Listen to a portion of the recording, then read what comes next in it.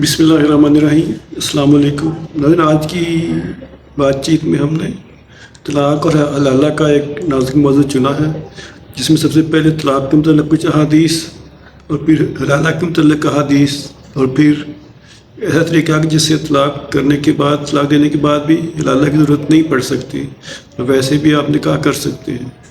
तो आइए वीडियो की तरफ चलते हैं। एक चीज़ का मफ़हूम है कि हलाल चीज़ों में सबसे ज़्यादा नापसंदीदा चीज़ जो अल्लाह ताला को है वो तलाक़ है। एक और हदीस है कि शैतान जो है अपने उस शागिर्द से ज़्यादा बहुत खुश होता है जो दो मियाँ बीवी में जुदाई करवाता है, तलाक़ करवाता है। हदीस का मफ़हूम है कि जो औरत अपने शौहर से तलाक़ का मुतालबा करे बगैर किसी शरई वजह के, तो वो जन्नती खुशबू भी ना सूंघ सकेगी।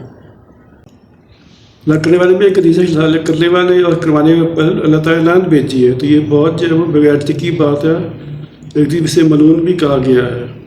अब आते हैं तलाक़ कैसे देनी है। तो तलाक़ का जो बेहतर तरीका जिससे आपको हलाला भी ना करना पड़े, दोबारा निकाह अगर करने की जरूरत पेश आ जाए तो उसका तरीका यही है कि आप एक ही तलाक़ दें। एक तलाक़ देने के बाद फिर तलाक़ रजी कहते हैं। इद्दत के दौरान जो है वो शौहर रुजू कर सकता है। इद्दत ख़त्म हो गई है तो फिर उससे तलाक़ बाइन हो जाएगी, मतलब है कि निकाह टूट गया।